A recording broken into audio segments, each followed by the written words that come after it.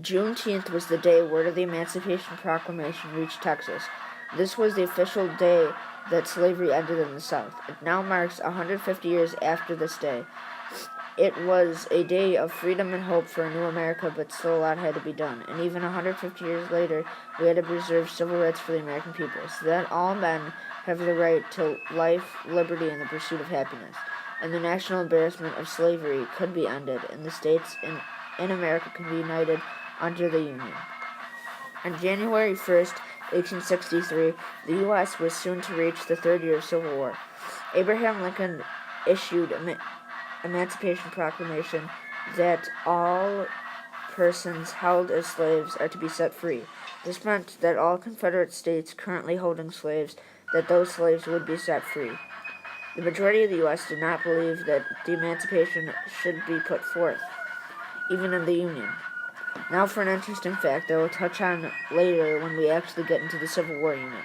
The Confederates used their slaves as tools for them to win during the war, to build trenches, cook, and even work on the battlefield.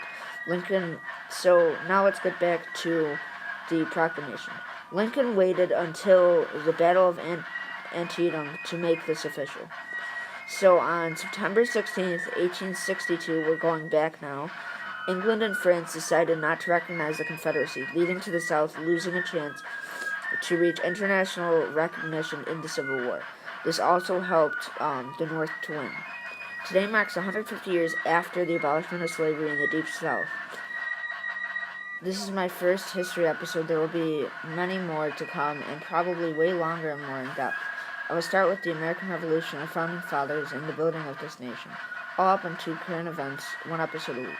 Then I will go off into world history starting at the same time in the 1700s and ending in current events, and then we'll bring them all together into the new history episodes.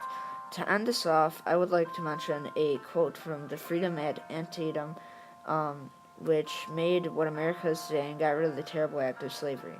This is a quote from Abraham Lincoln.